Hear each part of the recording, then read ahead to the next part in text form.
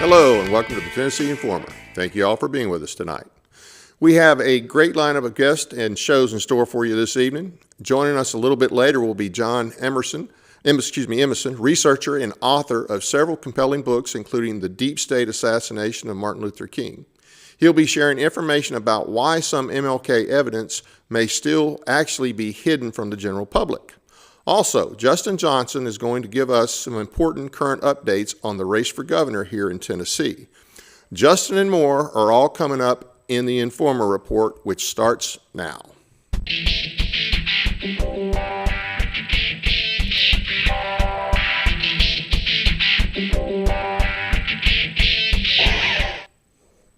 The Tennessee governor's race may not be the slam dunk for Marsha Blackburn that many establishment Republicans thought it would be.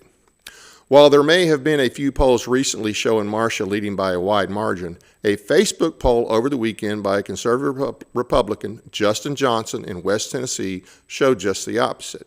While maybe not a scientific poll, it did include a larger number of people and had responses from across the state, and the fact that establishment cheerleaders such as Steve Gill felt the need to denigrate the poll on the Todd Starnes show could mean that they were surprised and concerned. Joining us to discuss this poll is Justin Johnson. Well, thank you for being with us, Justin, especially on such short notice. Hey, good afternoon, Dave. Glad to be here tonight. So what made you decide to do this poll? I pay attention to everything. I guess you call me an informed voter. A lot of the conversation, especially around the Beacon poll, but any of the posts I've seen on Marsha Blackburn, there's always a bunch of negative comments underneath her section, whether it be far lefties or just your base Republicans. So I decided one night I'm just going to do my own grassroots poll and just poll my own supporters. I got about 1,200 followers, and the poll just took off like wildfire. It was shared 242 times, and I have close to 3,000 people that have responded to the poll. But I think to everybody's surprise that this seems like this is a race between Marsha Blackburn and Monte Fritz. And Monte Fritz has the lead in my poll at 55% and also the Mighty 990 poll. Wow. So we do have some screenshots, and these are from earlier today. So do you have any updates to these as far as percentages?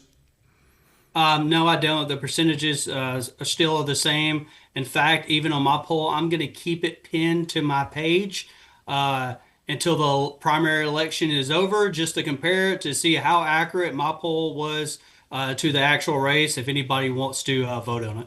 Cool. That's great. Now, you can only vote once in this poll, right? I mean, at least from one device. Yeah, so I know Steve Gill's bashed my poll pretty hard, but I think my poll is very transparent.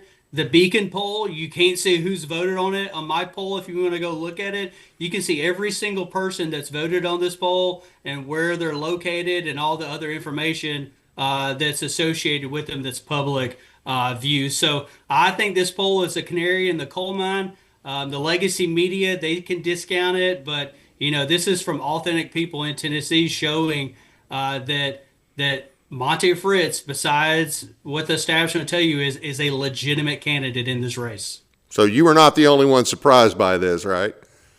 Well, actually, I'll be honest with you. I was totally surprised about how many votes that Monte Fritz got into this. I thought, with Marsha Blackburn's name, that she would still have a pretty high percentage. She would actually poll better than Monte Fritz. So this was a big surprise to me that Monte did as well as he did. Yeah. Well, name recognition, that's kind of like tracer rounds. They work both ways. Yeah, so I think Monte's success in this, you have to look at Trump's campaign in 2024 when they decided that they couldn't depend on the legacy media to carry their message.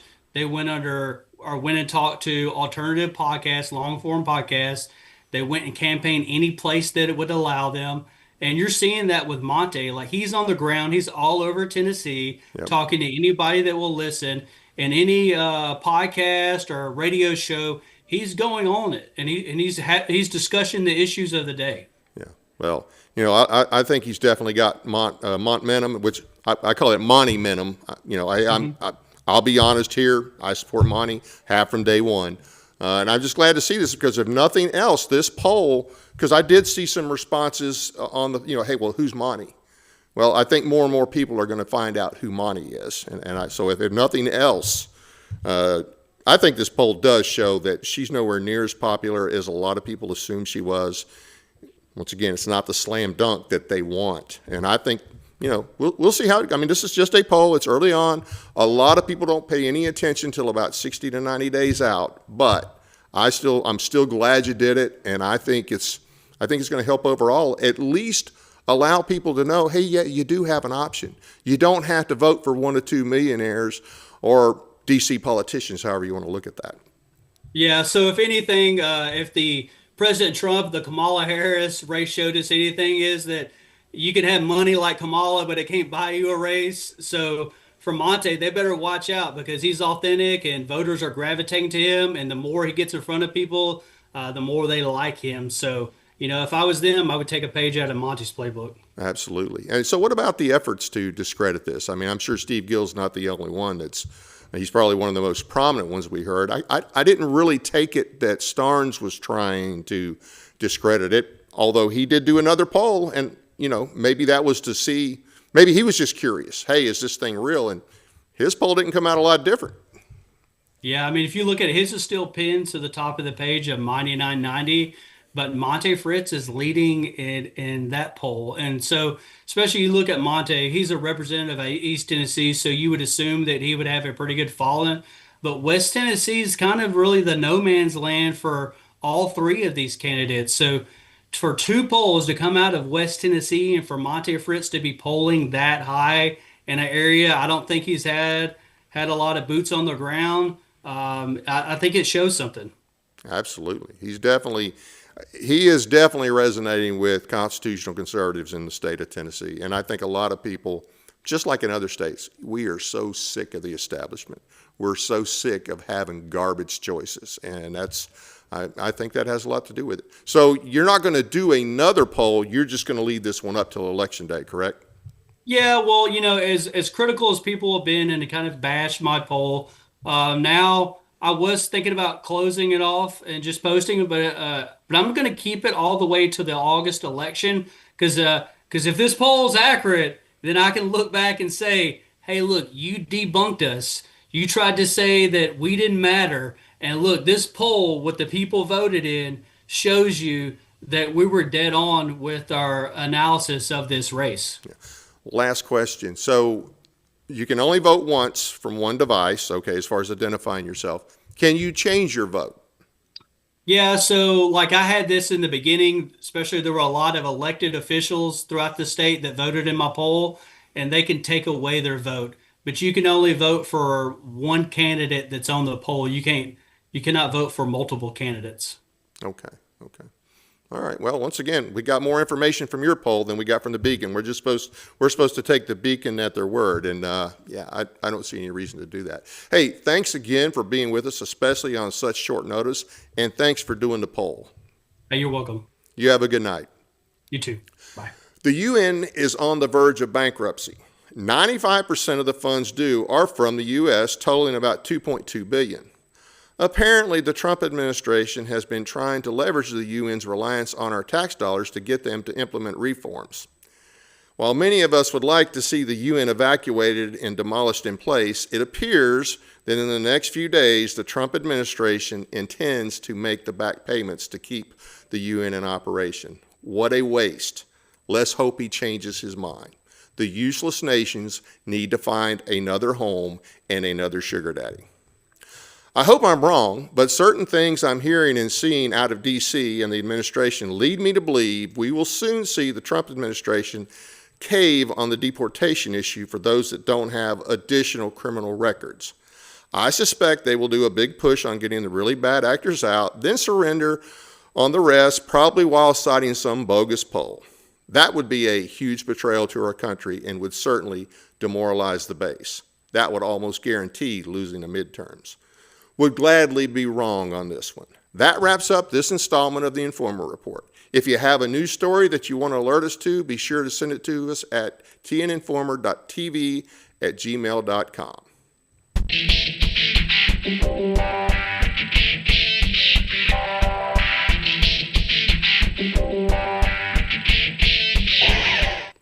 Now a word from our sponsor, LifeWave, a unique product that uses light reflection to activate the body's own natural energy, supporting healing, improving performance, and combating aging without drugs or stimulants. Check it out, and we'll be right back with our guest, John Avery Emison. Light, the energy of life itself. Since the beginning of time, light has sustained us, fueled our growth, and shaped the world. Even Einstein recognized that everything we are is made of light. But what if we could harness the light within us, not just to live, but to renew, restore, and rejuvenate? Introducing LifeWave X39, the first product in the world that activates stem cells using our body's own light.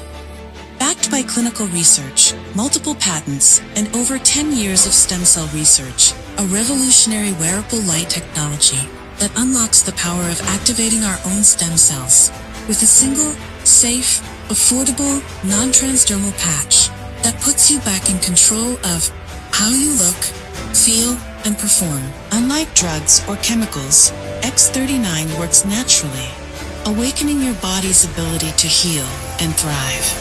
It's time to unlock your full potential, restore your vitality, and embrace a healthier, more vibrant you. Whatever you may think of Trump, and he has done some great things, as you know, I don't cheerlead for everything that comes out of the administration. Many of us are frustrated by what we see as a lack of action, either from the administration or often the Congress, that hasn't done much to put his agenda into law. The DOJ and FBI have been disappointing, to say the least. People want to see justice. This lack of action on crimes committed is not limited to the Biden administration or the first Trump administration. On January 25th, 2025, President Trump issued EO 14176, releasing the JFK files. That was over a year ago. This incorporated the release of the RFK and MLK files. Our guest today is author John Avery Emison from Tennessee, who has written 2 books on the King assassination and the alleged cover-up. He has contacted the National Archives about releasing the information on the assassination that is actually property of the state of Tennessee, but in the possession of the National Archives. This information should have been made available under the Trump EO. They refused and claim it will not be available until 2029. It seems strange after all these years we can't get full disclosure from our government on these 3 assassinations that happened 50 and 60 plus years ago. Now finally to our guest, John Avery Emison, author of the books The Martin Luther King Congressional Cover-Up, that's out of print now, and his current book, The Deep State Assassination of Martin Luther King in 2023. Hey, thank you for being with us. How are you doing tonight? I'm doing great, and I appreciate the opportunity to be on your program, Dave. Well, we're glad to have you, and we're going to get started right away. So before we get to the EO, tell us a little bit about your background and what initially drew you to this project. Well, what initially piqued my interest in this in the topic of the King assassination, of course, I grew up in Alamo, Tennessee. We're about 75 miles away from where all this happened in Memphis. I was a high school kid at the time, high school senior, getting ready to graduate. And my mother's uncle, Harry Avery, my great uncle, was commissioner of correction. And so before you know it, James Earl Ray is actually in the custody of my great uncle. Wow. He had been an arson investigator for 30 years. And that was back before there were a lot of forensics. You just had to figure it out. And of course, it's not an easy crime to figure out. So he was a naturally curious, really naturally skeptical man. He was a member of the bar. He was a lawyer. He didn't practice law long. He had served a term or 2 in the Tennessee General Assembly and then served in the let's see, what was that, about 1953, 54 Tennessee Constitutional Convention. But he began his own investigation that lasted about 3 months. After the first month, Governor Buford Ellington got wind of it, told him to stop his investigation. He didn't. And a couple of months later, Buford Ellington fired Harry Avery. Why did he want him to stop? Well, that's something you just really have to figure out. Of course, Harry Avery, my Uncle Harry, told me some things that are not in print anywhere except in my books. We had conversations way back when I was a young man and almost a kid. He had sat right outside the governor's office in the state capitol. I'm sure you've been there. Probably a lot of your listeners have been there. It's a big open reception area. And then those big doors, you go right into the governor's office. He sat waiting for his appointment with Governor Ellington and overheard a conversation, which I relate in my book, The Deep State Assassination of Martin Luther King, that he could only hear, of course, one end of the conversation, just the Nashville end of the conversation. And he didn't know exactly who they had on the other end of the line, but it was obvious to him, as he related to me, that the governor was speaking to a high official in the Department of Justice, perhaps even Attorney General Katzenbach, might have been the Attorney General. And he was giving reassurances. Don't worry, Ray's going to plead guilty.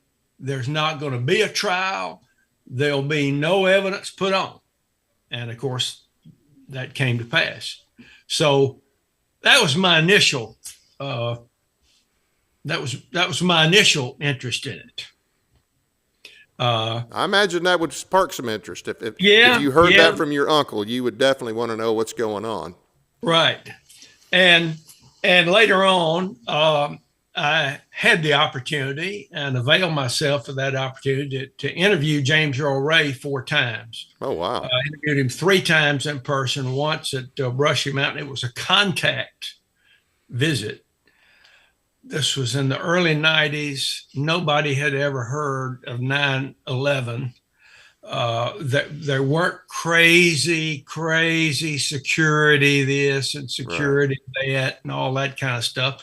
So they ushered me in a room with a fairly long table and said, "Please wait here." And a couple of minutes later, the jailer appeared with James Earl Ray, escorting James Earl Ray. No shackles, no handcuffs. We sat down, we shook hands. James Earl Ray gave me a pair of cassette tapes that he said, "I've had these in my jail cell for 13 years. And there's an interview of your uncle on here." So anyway. You weren't expecting that for sure. I still have those tapes.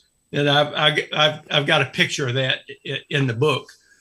And so in the tapes, Harry Avery recounts some of the really important correspondence that came into James Earl Ray. Of course, you send something to a prisoner. There's nothing private about it. Perhaps maybe with an attorney, but they're going to open it, make sure you hadn't sent them a file, right, whatever. And so he gave me these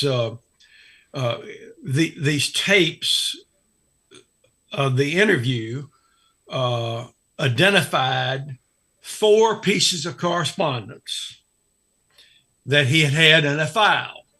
Okay.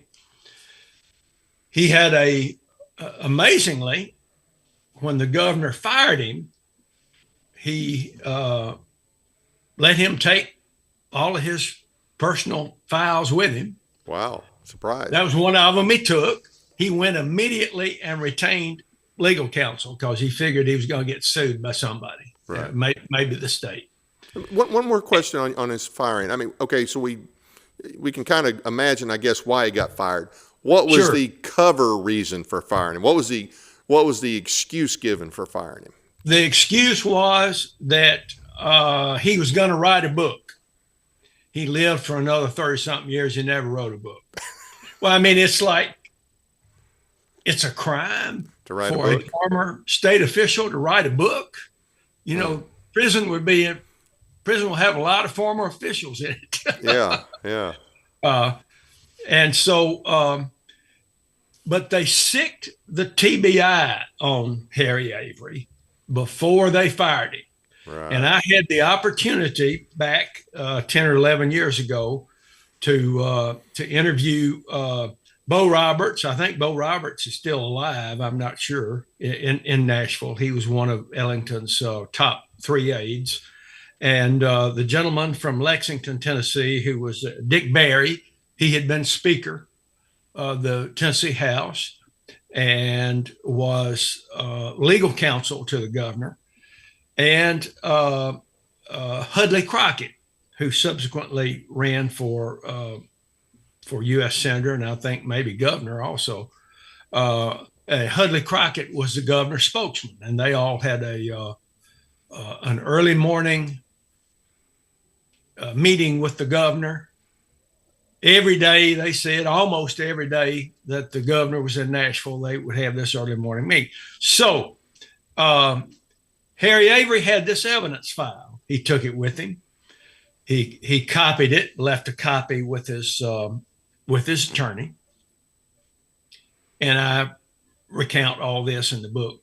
He kept a copy and took it with him and retired to first Center Hill Lake and then Holston Lake near Dandridge.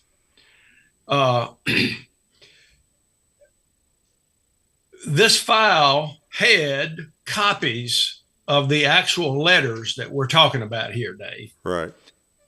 Now, from news reports in both the Banner and the Tennessean, and in discussing it with Hudley Crockett and Dick Berry and Bo Roberts, the TBI reviewed this evidence file before they sent Harry Avery on his way. Okay. Then the TBI wrote a report to the governor. We know this because they were, again, reports in the newspaper, in the Banner and the Tennessean. And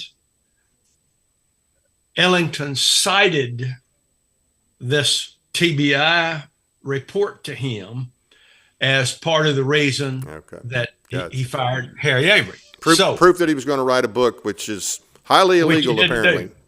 Yeah.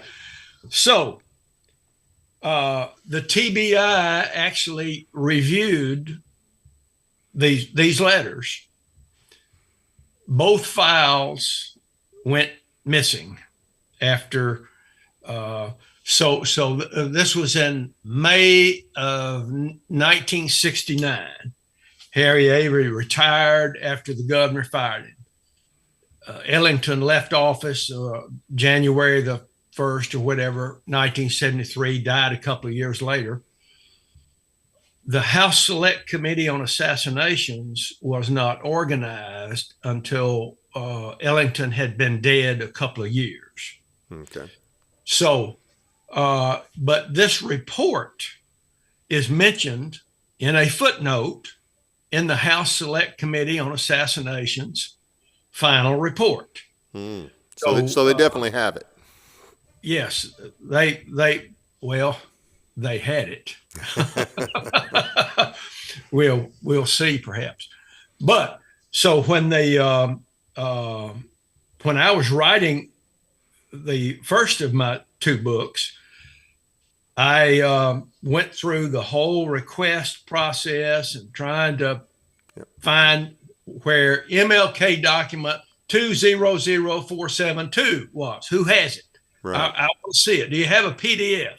And I finally got to the legislative liaison group within the National Archives, and they said, "Oh, that nomenclature of documents that you cite there, that is still house property, and it's under seal for 50 years, so it won't be released until 2029."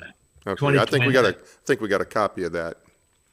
Yes. Yeah. Right. That's part of the correspondence, part of the email correspondence. Now, in a subsequent, this Benerick guy, Adam Benerick, with the National Archives said, "I'm sorry, you still can't have it. It's still under seal.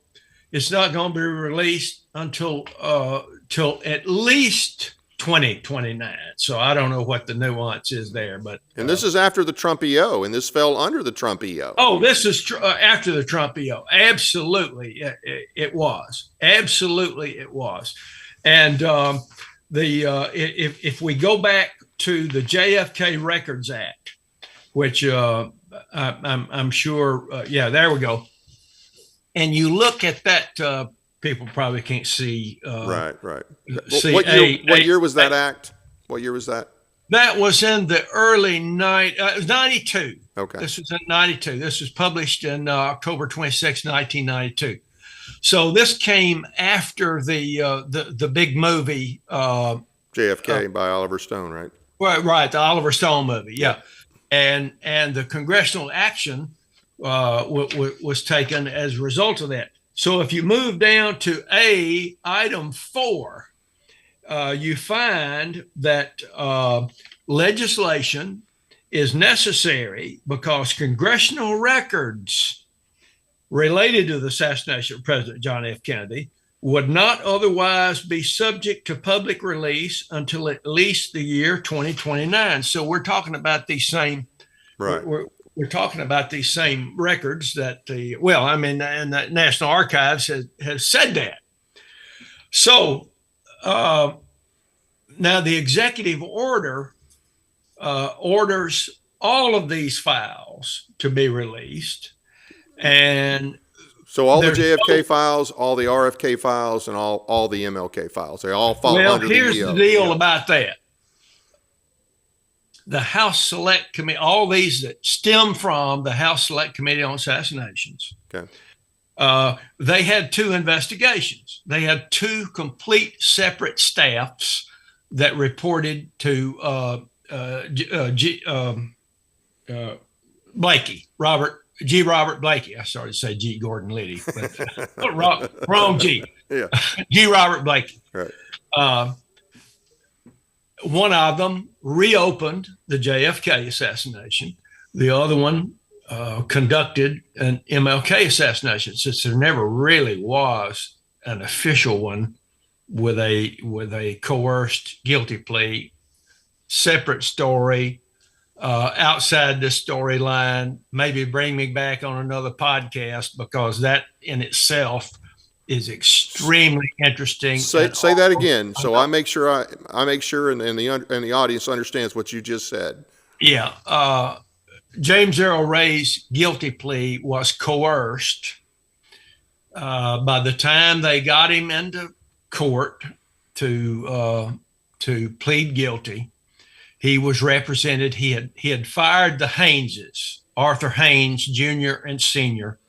from Birmingham, and Arthur Haynes Sr. is long since passed away. But I've interviewed and stay in contact with Judge Arthur Haynes Jr.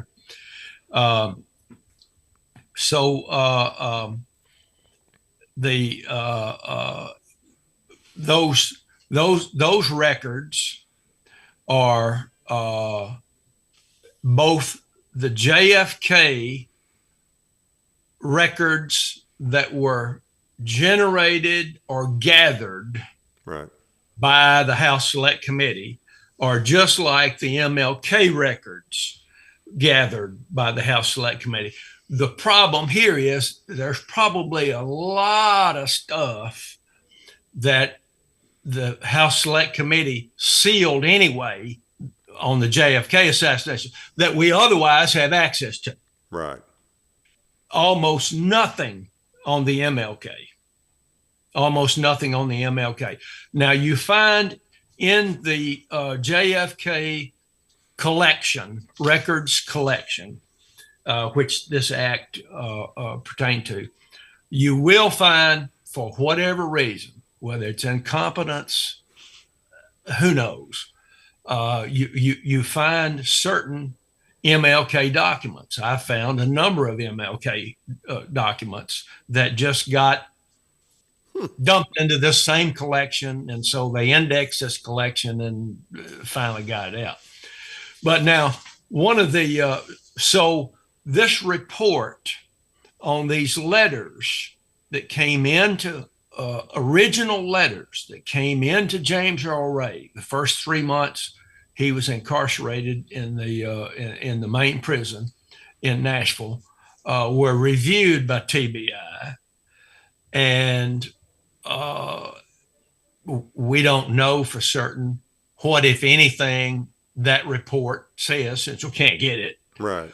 about those letters. Right. All we know is Bud Hopton, who was the head of the TBI, was probably the last man on earth, maybe second last, because there's a caveat to this story, who actually saw the correspondence that came into James Earl Ray, and he wrote a report about Harry Avery, and one presumes the evidence file.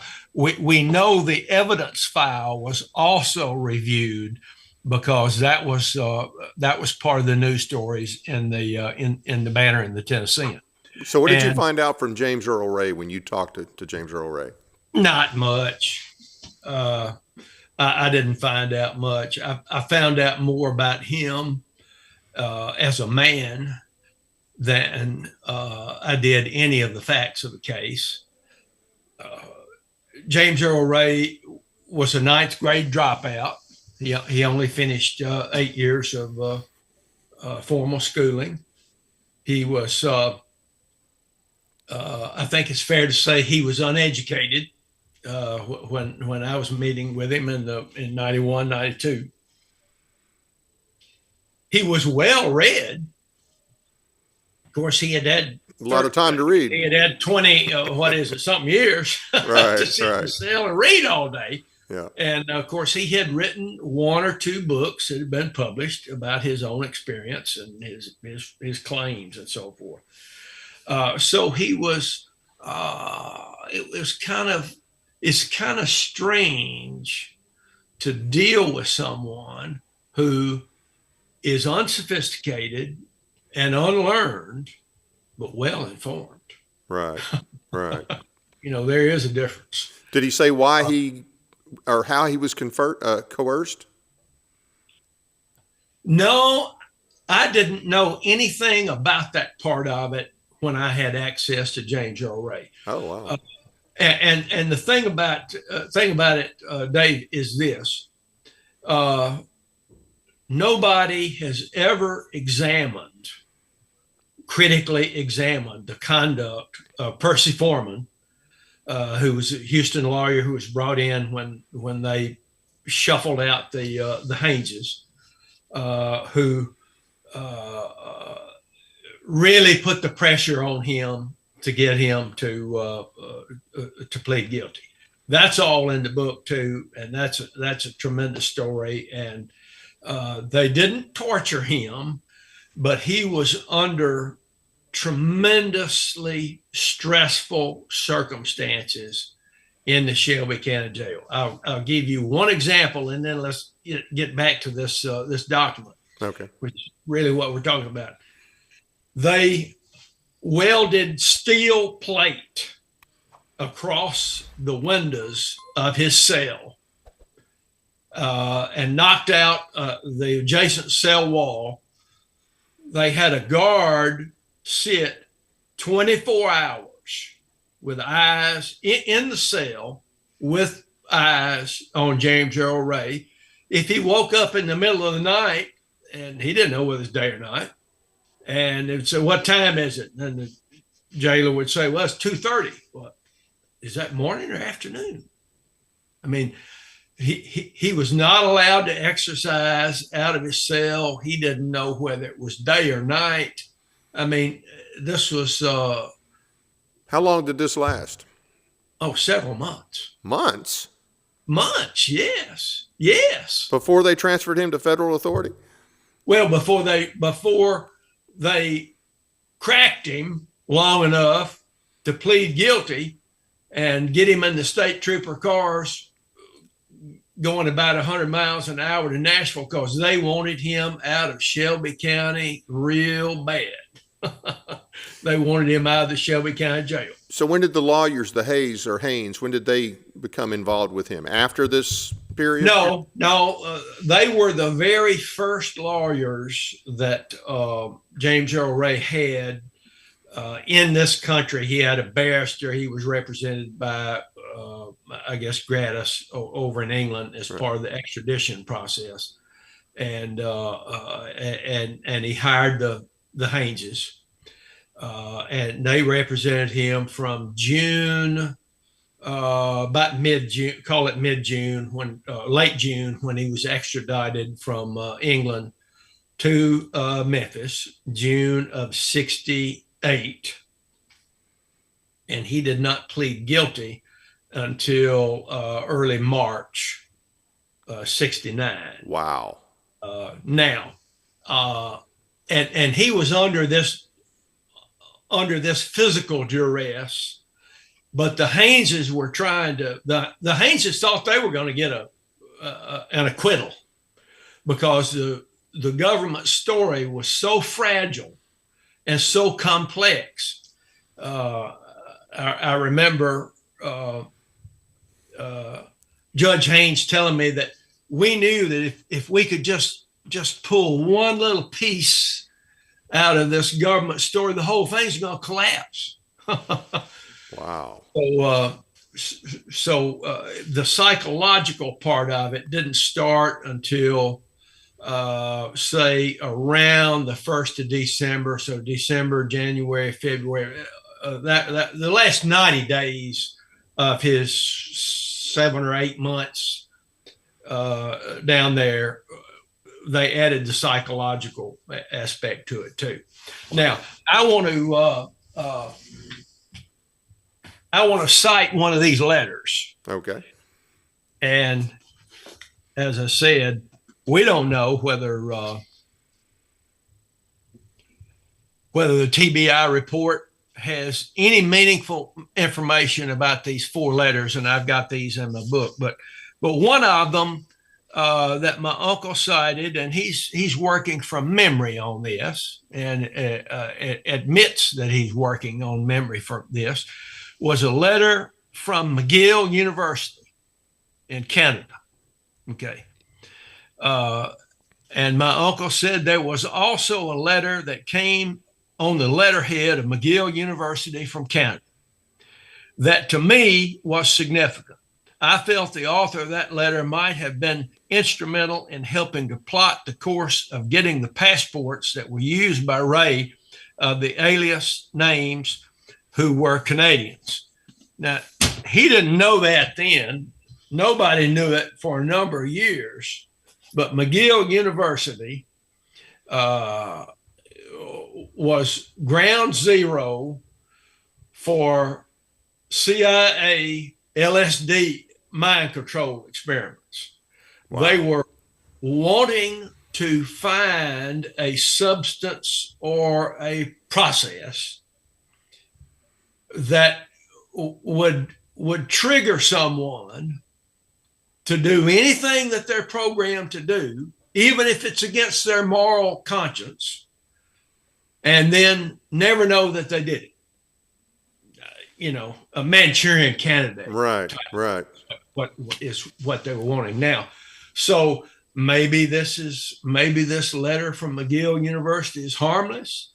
I don't know.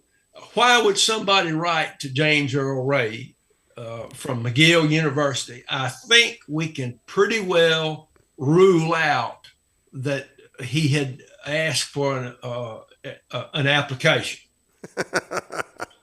Now they didn't say that he had been brought there. They just, what exactly did they reference again? The fact that the CIA did operations there or did study there? Oh, no, none of that. Nobody even knew that for years until after all this. Okay. So we've that TBI report, which is missing from the state archives. One presumes, since the feds got it,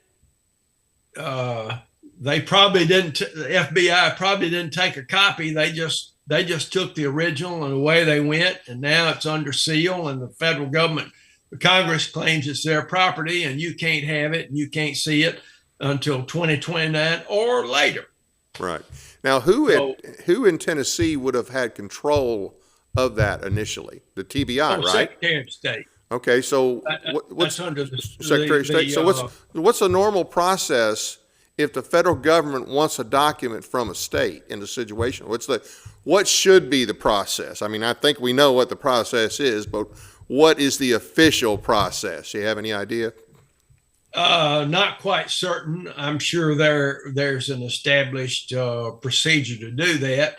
I imagine what happened in the mid 1970s is two FBI agents, well dressed, and got a gun on their hip, walked into the Tennessee archives and flashed the badge and said, "Do you have this?" We'll go look. Yes, sir. Here we have it.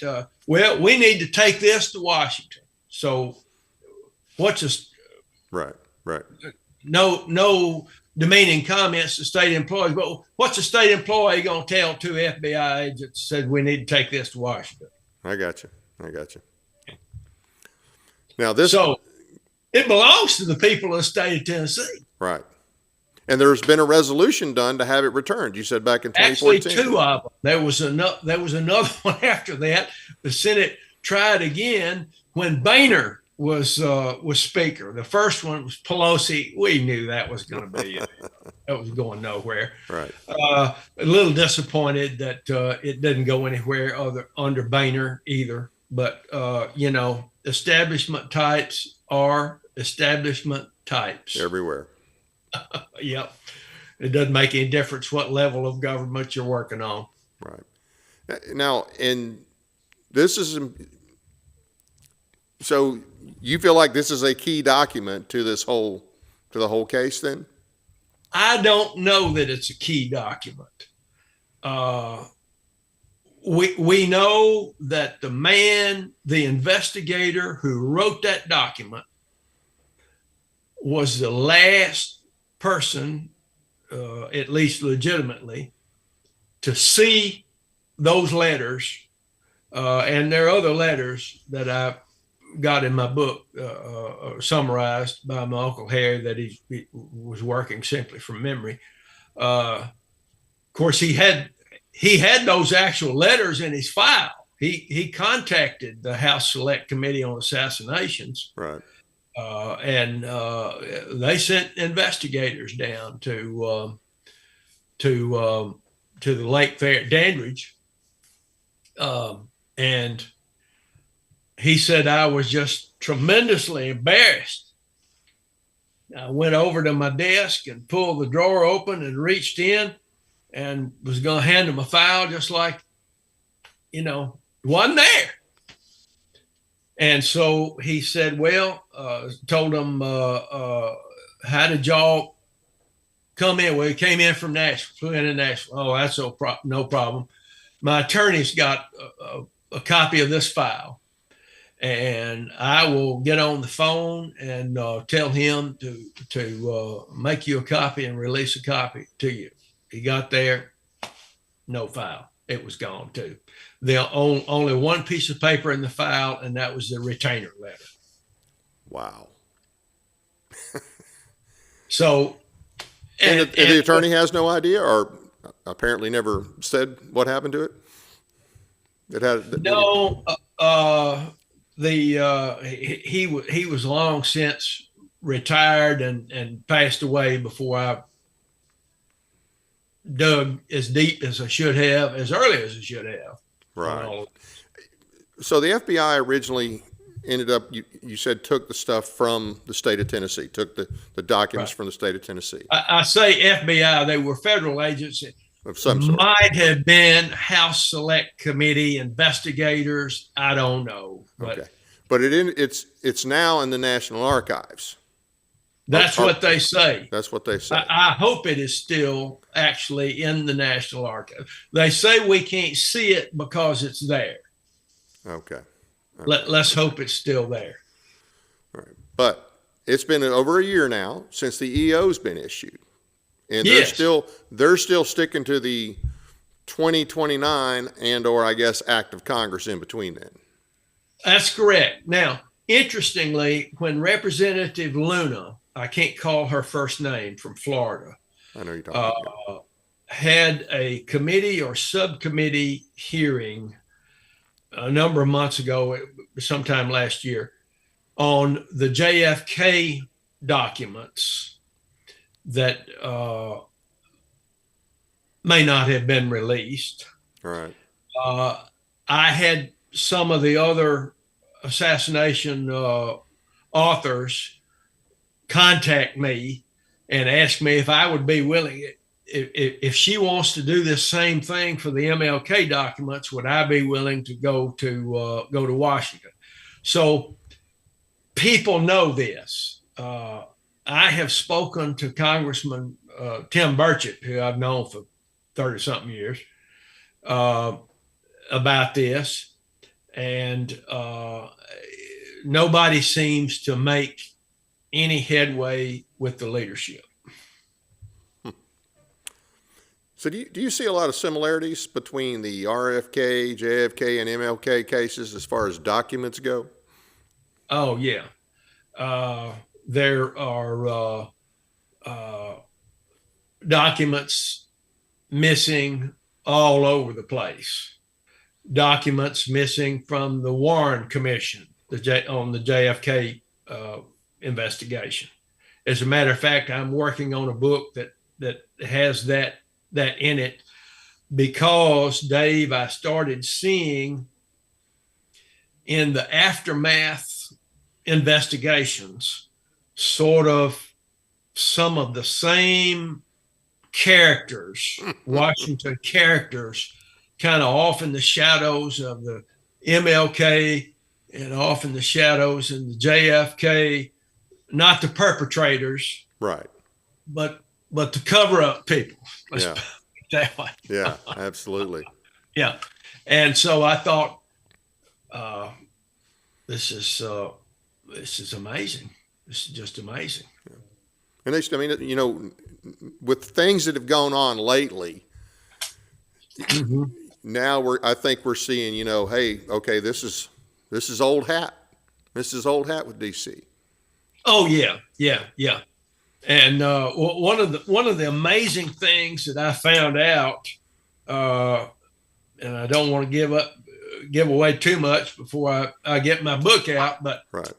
There was a retired law professor from University of Georgia that was the curator of the Richard Russell papers, and Richard Russell was on the Warren Commission. And it may be of some interest to your listeners to note that there were 3 Southerners. There were 7 members of the Warren Commission, 3 Southerners: Senator Richard Russell from Georgia, Senator John Sherman Cooper from Kentucky, and Congressman Hale Boggs from Louisiana. And there are indications either in their papers or their pronouncements at the time. None of them really believed that if Oswald did it, he did it alone. Right. Right. Now, then you have Jerry Ford and the guy who's president of the McClone, who was forgotten whether he was the banker or yeah, and of course Allen Dulles, Right. who Kennedy had fired as director of CIA. Yeah.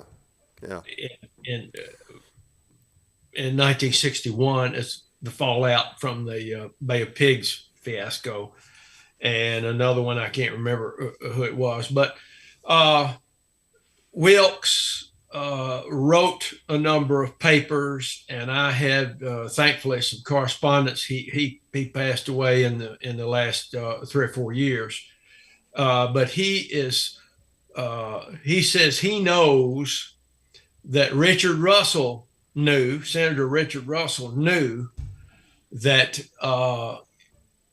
they had withheld a letter of dissent that he insisted be included in the Warren Commission report in exchange for his willingness to sign the report. So he signed the report, left him the letter, and Wilkes goes into some detail of they had executive sessions, and wouldn't you know it, the minutes to this executive session. Hate it when that happens. Yeah. So just curious. I mean, first off, the book from 2023, you can still get that on Amazon, right? And that goes into much more detail. Obviously, we can't cover it all here. Yeah. And we'll put those books back up again here in a second. So why do you, number one, do you think James Earl Ray did it? And Oh, no. okay. Man was totally incapable of a sophisticated crime. And, the House Select Committee finally said, well, Ray did it, but he probably had help from his brothers. Well, I interviewed one of his brothers, Jerry Ray. Right. I talked to Jerry several times. Jerry was an interesting guy and a brassy guy, but he and his brother John weren't any more sophisticated than James Earl Ray was, and they were loyal to him, and they were all criminals. They've all served time for felonies. Yeah. That doesn't mean they're 100% bad people. Right. He was an interesting guy, but the House Select Committee said, well, he had help for his brothers. That is just ooey. Is that like Larry, Darrell, and your other brother, Darrell? Yeah. Just about. So why do you, and this is last question on this, why do you think whoever did it took MLK out? Oh, well, here's what I think. When you go back and you look at the documents that have been released, and you look at the CIA reports of what they reported up the chain and all of the public officials, I don't know what they told the president, but it goes all the way up to Hubert Humphrey when he's vice president, that they were convinced of about three things. They were convinced that international communism was funding Martin Luther King. They never found a dime of that money. They never found any conduits or channels or go-betweens.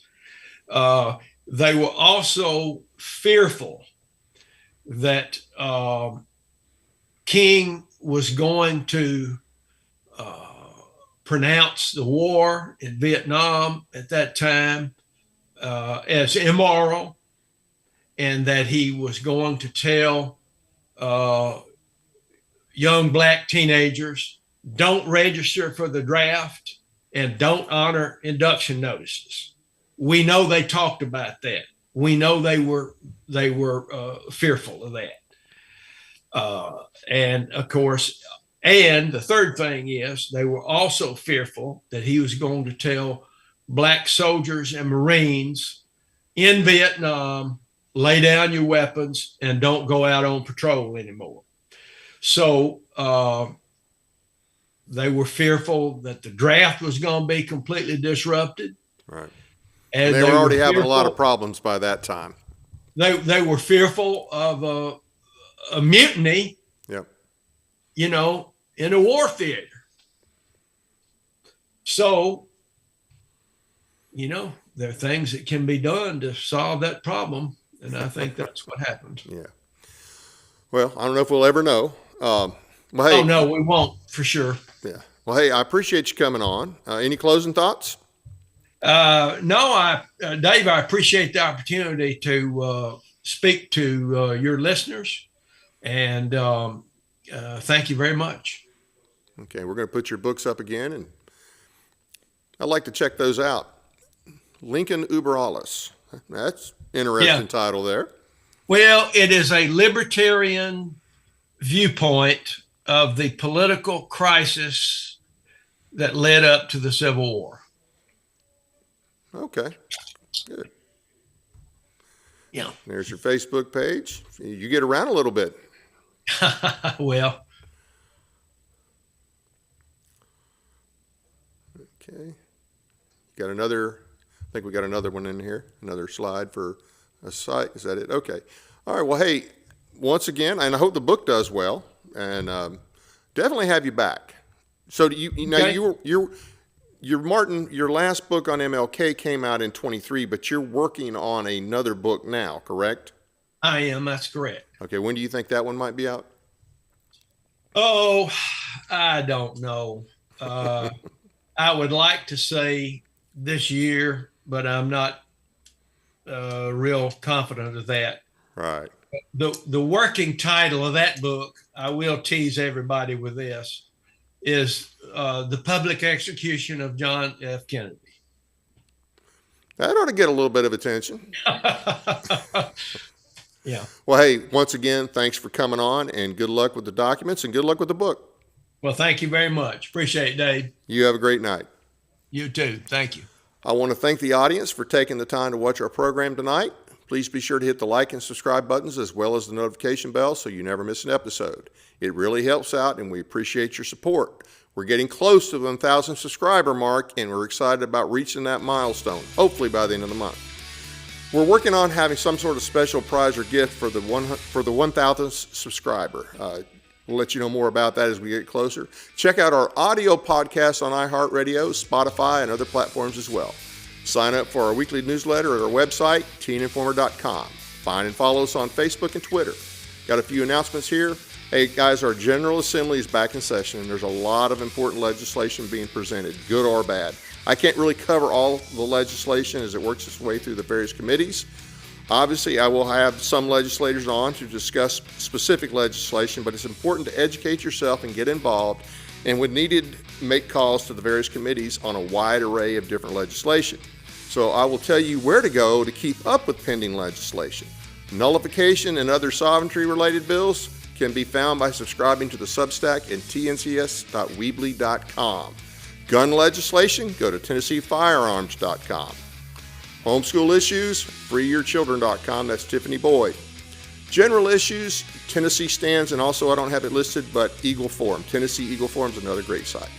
Our second show tonight at 8:30 p.m., Joshua Dogrel, an Alabama police officer, joins us to tell his story of being targeted and doxxed by the Southern Poverty Law Center for speaking at a Southern Heritage event. And this Wednesday, 7 p.m., we'll have a special show with Gary Lowe of Knoxville, who has filed a complaint about Marsha Blackburn's possible violation of state and federal campaign laws. Next Monday, February 16th, at a special time, 2 p.m., we will have Walter Kennedy. He is the Commander-in-Chief of the Sons of Confederate Veterans. He will be here to tell the whole ugly truth about our 16th President, Abraham Lincoln. A nice touch for President's Day. Maha Day on the Hill, February 17th at 9 a.m., Cordell Hall Building, 425 John Lewis Way in Nashville, Tennessee. Please take the time to check out the other shows brought to you by West Tennessee TV by going to westtennesseetv.com or myparistv.com. There you can find links to the Mike Weatherford Show and Sportscast with Jeremy Bucklow. Tomorrow night, Mike welcomes Lauren Pinkston, an independent who is also running for governor of Tennessee. She's challenging the two-party system. Find out what she's all about on the Mike Weatherford Show. And then Sunday, February 15th, 7:30 p.m. on Sportscast, Jeremy welcomes the head coaches of the Patriot baseball and softball teams and their plans to get ready for 2026 this spring. This is a great show. If you live in the northwest part of Tennessee, that's Sportcast with Jeremy Bucklow. That's it for now, so good night from Paris, Tennessee, that is.